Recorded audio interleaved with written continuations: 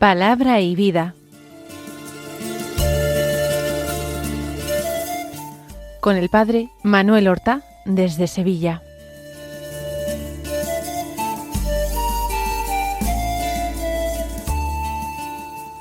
En el nombre del Padre, y del Hijo, y del Espíritu Santo. Amén. Alabados sean Jesús y María. Muy buenos días, queridos amigos, oyentes de Radio María y seguidores del programa Palabra y Vida. Hoy es el sábado después de ceniza, un sábado que es 8 de marzo, y en él la Iglesia celebra la memoria de San Juan de Dios, un santo que nació en Portugal el año 1495 y que se enroló en los ejércitos del emperador Carlos, los ejércitos de Carlos V, y peleó en distintas batallas en Europa.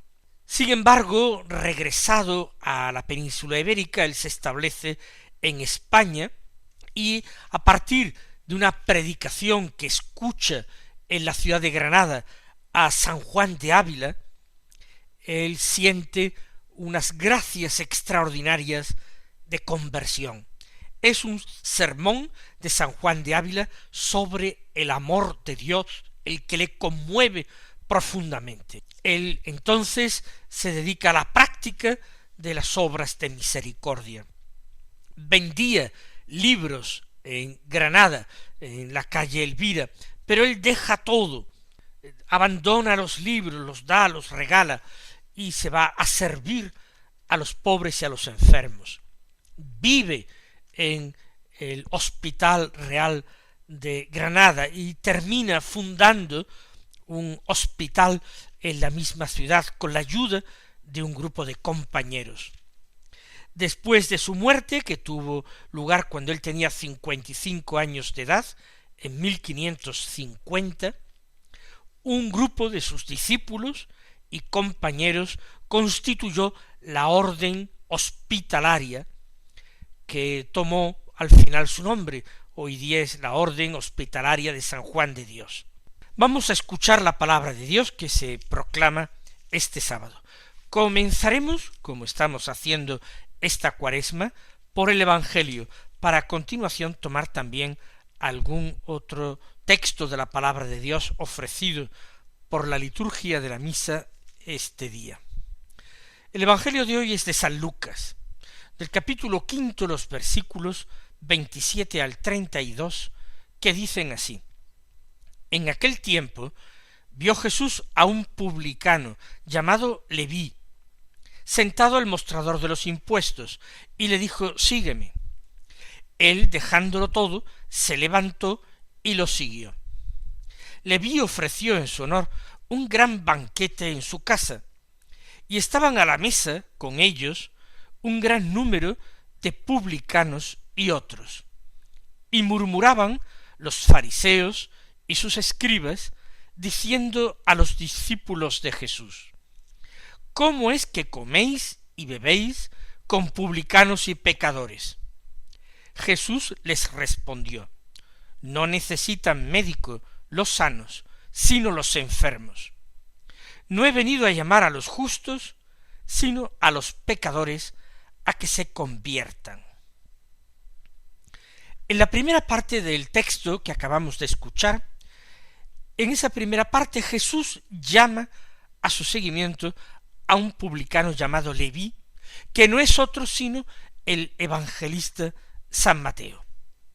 En la segunda parte del texto, Leví, Mateo, ofrece un banquete en su casa a Jesús, con otros convidados, que eran también publicanos, personas de su misma profesión. En la tercera parte del texto, una serie de fariseos y escribas, doctores de la ley, expresan una sospecha acerca de Jesús y de sus discípulos. Vayamos por partes. En primer lugar, la llamada de Jesús. Es directa, inmediata, tal como, según el Evangelio de San Juan, primer capítulo, Jesús dirigió al apóstol Felipe, que fue uno de los primeros llamados. Jesús encontró a Felipe, dice el evangelista San Juan, y le dijo, sígueme. Y Felipe lo siguió. No hubo mayor complicación, no hubo un particular discernimiento vocacional. Felipe, como este Leví, inmediatamente supo que merecía la pena, que era Dios quien le llamaba, que él tenía que ser extraordinariamente dichoso de poder dejar todo para seguir a Jesús. Hacía un buen negocio, muchísimo más que el que él realizaba cobrando los impuestos en nombre de Roma, cobrando el publicum. Por tanto, Jesús le dice a un hombre, sígueme. Pero este hombre no era, a diferencia de Felipe, alguien que se encontraba allí cerca del Jordán, buscando a Dios. En el bautismo de Juan Bautista, seguramente. Este es un hombre que se encuentra practicando esa profesión a la que se dedica, que está sumamente desprestigiada en Israel en aquel momento, porque supone favorecer los intereses del Imperio Romano, que están ocupando y dominando Palestina, y además vivir de esto, comprando a los romanos por un tanto, por una cantidad, el derecho a recaudar los impuestos, adelantando el dinero, y después preocupándose de recaudarlo, por supuesto, mucho más de lo que había tenido que invertir. La entrada en la sinagoga les estaba vetada a los publicanos. En alguna manera, si queremos utilizar esa expresión, eran personas que estaban excomulgadas de la comunidad de Israel. A ese hombre, que está además en ese momento manos a la obra, sentado al mostrador de los impuestos, le dice, sígueme. Y aquel hombre, sin vacilar, sin replicar, dejándolo todo, se levantó y lo siguió. Sabemos que las cosas no siempre pueden ser así, aunque la gracia actúa a veces haciendo que un gran pecador se convierta de repente. Nosotros no podemos pedir privilegios a Dios, pero si Él quiere, es bueno desear lo bueno, es bueno y agradable a Dios pedir cosas santas. Por eso, hoy yo quiero pedir para vosotros y para mí mismo estas gracias fuertes de conversión que Dios concede cuando quiere y a quien quiere. Estas gracias fuertes de conversión que vencen toda resistencia, terminan con toda esa discusión interior que mantenemos con nosotros mismos para defendernos de las exigencias de Dios. Nosotros le pedimos al Señor esas gracias verdaderamente extraordinarias de conversión, porque sabemos que su conversión le agrada a Él, que Él se goza precisamente con esto, con que el pecador cambie de conducta y viva. En segundo lugar, Leví organiza un gran banquete. Así lo dice Lucas, un gran banquete, no un banquete cualquiera, sino grande. Grande seguramente por el número de invitados, pero también grande por la calidad de los alimentos servidos, la calidad y la cantidad. Es una fiesta grande y es ofrecida en honor de Jesús. Por supuesto entendemos que es también una fiesta de despedida de los suyos, porque él abandona su profesión, lo mismo que ha dejado el mostrador de los impuestos solo para irse detrás de Jesús, ahora va a abandonar esa antigua vida para emprender vida de apóstol. Un día Dios pondrá en la mano de éste una pluma para que escribiera todo aquello, y en su evangelio será su verdadero nombre, que que aquí pudorosamente Lucas disimula para no remover ese pasado despreciable de Mateo, que era el haber sido publicano. Mateo lo dice de sí mismo, a un hombre llamado Mateo. Es la alegría, no se trata del pesar por lo mucho que hay que dejar atrás, sino la alegría de experimentarse realmente amado por Dios, amado por Jesús. Dios se fía de él, lo tiene en cuenta, quiere algo de él, y si quiere algo de él es porque Leví es importante para Dios y es importante para Jesús. Y cuando nosotros, en medio de nuestras pobrezas, de nuestros pecados, de nuestras muchísimas limitaciones e imperfecciones, cuando nosotros llegamos a hacer experiencia de esto, de que somos importantes para Dios, de que Él se toma innumerables molestias, vamos a decirlo así, para llegar a nosotros, que Él se complace con que le prestemos al menos un poquito de atención cada día, que busquemos dialogar con Él, que busquemos tratarle, para contarle, aunque sólo sean nuestras simplezas, nuestras boberías, cosas sin importancia. Pero ¿de qué manera Dios se complace en esto y valora nuestra amistad, la nuestra, que no somos nada, que somos a veces los peores amigos del mundo?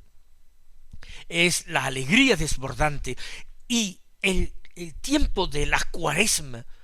Ya sabemos que es un tiempo penitencial, un tiempo cargado de gravedad, pero tiene que ser un tiempo de alegría, porque nosotros nos disponemos apartando en nosotros lo que obstaculiza nuestra relación con Dios, lo que nos impide darle una respuesta más generosa, más valiente, más sincera, más fiel.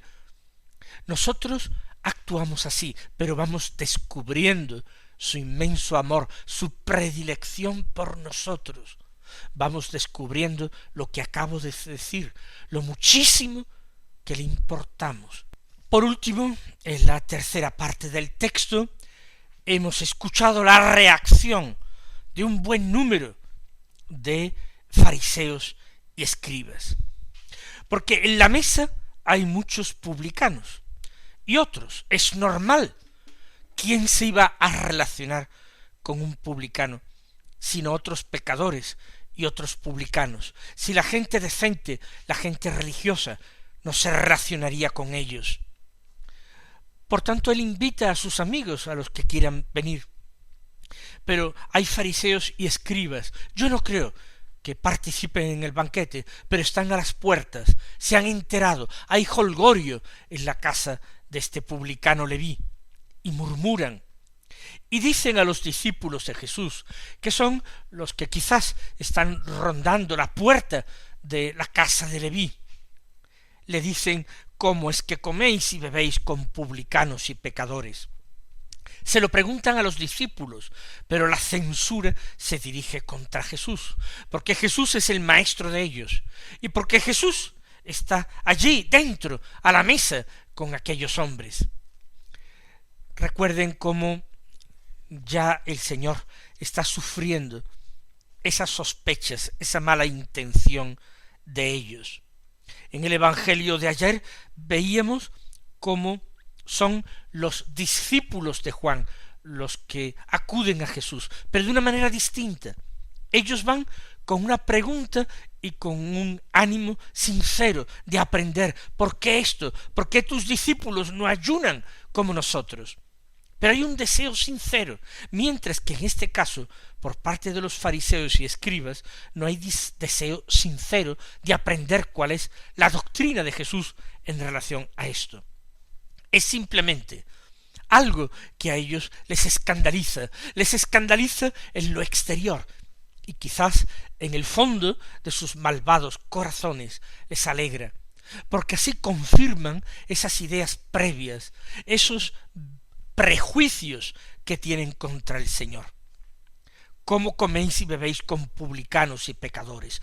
Comer con esa clase de gente es como hacerse uno de ellos. Es, de alguna manera, cargar con su pecado y con su impureza. ¿Cómo es que lo hacéis? Los discípulos no creo que supieran responder por qué. Ellos iban a donde Jesús iba. Tal vez los primeros apóstoles, y Pedro, y Santiago, y Juan, y Andrés, y Felipe, y Bartolomé, quizás no se sintieran demasiado felices de que el Señor también hubiera llamado en su seguimiento a Leví, y tenerlo ahora de compañero. Quizás no estaban nada contentos y desconcertados, porque ellos, esos otros apóstoles, eran buscadores de Dios. Pero este Leví, ¿quién era este Leví?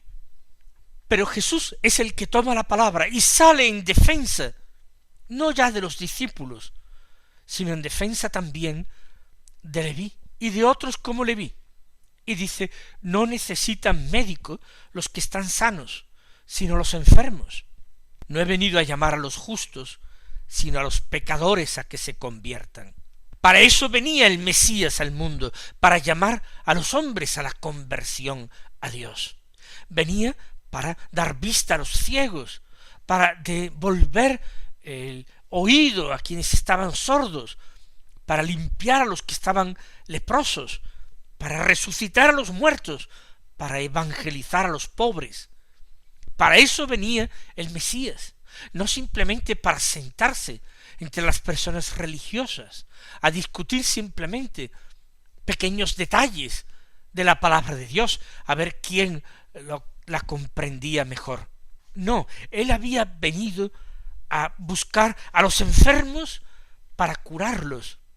Él había venido a llamar a los pecadores.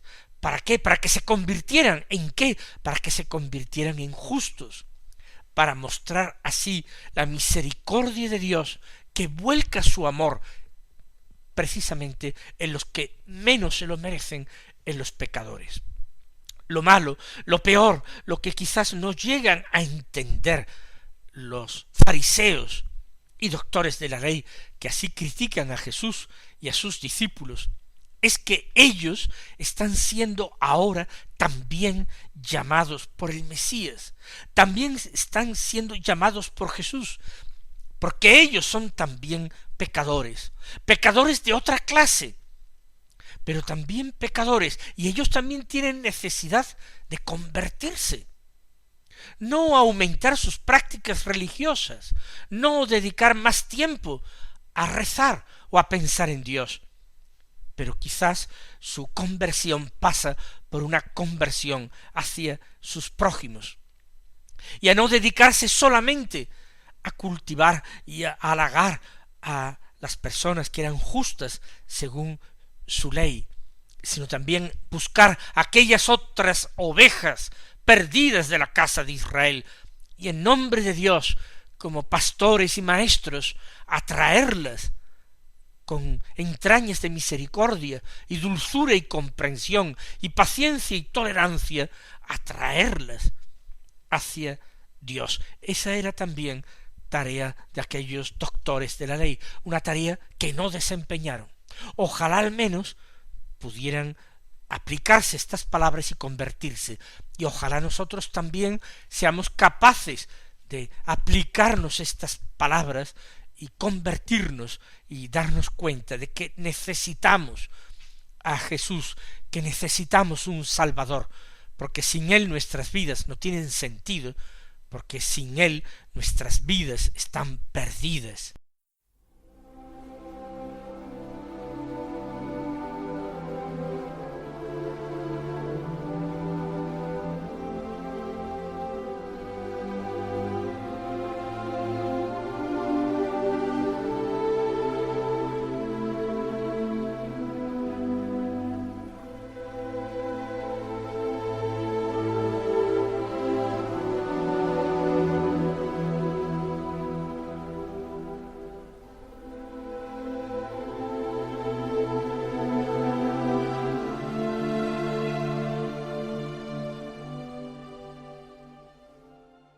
vamos ahora a fijarnos en el salmo responsorial de la misa, que es el Salmo 85, del cual se leen 3 estrofas. La primera dice así: Inclina tu oído, Señor, escúchame, que soy un pobre desamparado, protege mi vida, que soy un fiel tuyo. Salva, Dios mío, a tu siervo, que confía en ti. Esta es la forma en que nosotros a veces invocamos al Señor, suplicamos al Señor. Le decimos: Señor, inclina tu oído y escúchame, cuando el problema no es que Dios haya dejado de escucharnos en ningún momento, sino que nosotros nos hemos olvidado de Él y hemos dejado de invocarle, y solamente cuando nos encontramos en peligro, agobiados, hemos empezado a pedirle. Que soy un pobre desamparado, pero en otros momentos nos hemos creído autosuficientes y no hemos experimentado la necesidad de la oración. Le pedimos que Él proteja mi vida, pero con mucha frecuencia hemos tratado de resolver nuestra vida como un asunto personal, sin referencia a Dios. Le decimos: soy un fiel tuyo, pero en la práctica hemos vivido como si no tuviéramos fe. Salva, Dios mío, a tu siervo que confía en ti, pero a veces confía impelido por la necesidad. Esta es la primera estrofa, y como vemos, la oramos cuando estamos cercados de peligros, de problemas y de agobios. Y en la segunda estrofa le dice el salmista a Dios: piedad de mí, Señor, que a ti te estoy llamando todo el día, alegra el alma de tu siervo, pues levanto mi alma hacia ti, Señor. Te estoy llamando todo el día, insisto, porque ahora experimento necesidades graves. Ahora estoy afligido, por eso digo: alegra el alma de tu siervo. Ojalá que al menos en la tribulación y en las angustias seamos capaces de acordarnos del Señor y de invocarlos así. Y en la tercera y última estrofa añade: porque tú, Señor, eres bueno y clemente, rico en misericordia con los que te invocan. Señor, escucha mi oración, atiende a la voz de mi súplica. Y aquí es importante, porque el salmista hace un acto de fe en Dios. Tú, Señor, eres bueno y clemente. Esto es fundamental, que uno lo crea de corazón, que se apoye con fuerza en estas palabras, porque el Señor efectivamente es rico en misericordia. Lo dice el Antiguo Testamento, este Salmo 85. Nos lo dice el apóstol San Pablo: Dios es rico en misericordia. Le sobra, nunca se va a agotar la misericordia para con nosotros, para quienes le invocan. Por tanto, también con el salmista diremos: Señor, escucha mi oración, pero pediremos: Señor, sosténme en mi oración, para que nunca falte en tu presencia mi oración. Atiende a la voz de mi súplica, porque yo, Señor, quiero atenderte a ti y escucharte a ti todos los días de mi vida. Que el Señor os colme de bendiciones, y hasta mañana, si Dios quiere.